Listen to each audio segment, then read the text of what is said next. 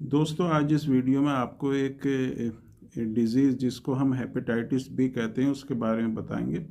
Hepatitis B जो है एक वायरल डिज़ीज़ है और ये एक वायरस से होता है। जब ये वायरस हमारी बॉडी के अंदर एंटर करता है तो ये किसी भी फ्लूइड के थ्रू ये हमारी बॉडी के अंदर एंटर करेगा, और जब ये हमारी बॉडी के अंदर एंटर करता है तो ब्लड के थ्रू ये सर्कुलेट होता हुआ जो है हमारे लीवर में जब ये पहुंचता है तो लीवर को डैमेज करता है, लीवर को नुकसान पहुंचाता है।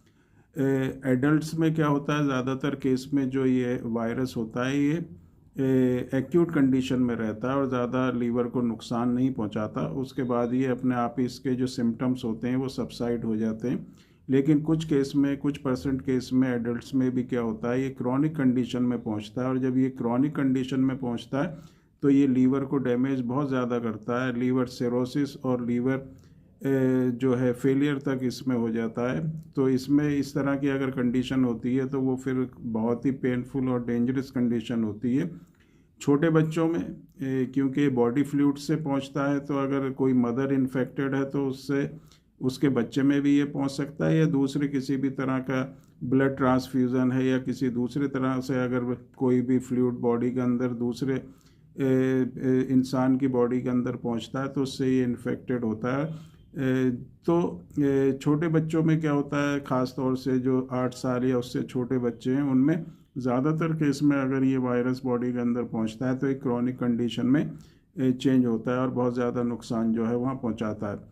तो इसमें जो पहली जो चीज़ होती है वो वायरल डिजीज़ है। Hepatitis A, hepatitis B, C, D, E, इस तरह से अलग अलग स्ट्रेन होती हैं, जिसमें एक स्ट्रेन होता है हेपेटाइटिस बी जो बहुत ज़्यादा कॉमन देखा गया है। बहुत ज़्यादा लोगों में इसी तरह की जो प्रॉब्लम होती है हेपेटाइटिस बी से ही होती है, और इसमें स्टार्टिंग में किसी तरह का कोई भी सिम्टम इंसान को पता नहीं होता, किसी तरह की कोई भी परेशानी उसको नहीं होती। अगर वो टेस्ट कराता है तो उसी में उसको पता चलता है कि उसके अंदर हेपेटाइटिस बी वायरस है या हेपेटाइटिस बी HBsAg पॉजिटिव है। तो अगर HBsAg पॉजिटिव है तो इसका मतलब है कि वायरस उसकी बॉडी के अंदर है, लेकिन अभी वो इनएक्टिव स्टेट में है। और जब वो इनएक्टिव स्टेट में है तो ज़्यादातर केस में क्या होता है, लीवर में किसी तरह का नुकसान नहीं होता।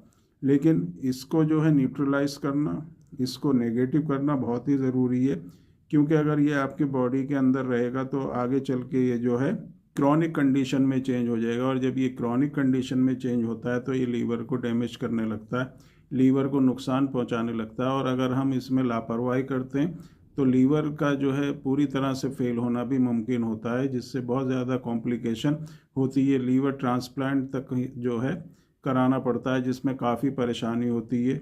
तो इस तरह हमको अगर HBsAg पॉजिटिव है तो इसको हमको लाइटली नहीं लेना है, इसका ट्रीटमेंट हमको ज़रूर करना है। और इसका जो बेस्ट ट्रीटमेंट होता है वो होम्योपैथिक मेडिसिन से ही होता है।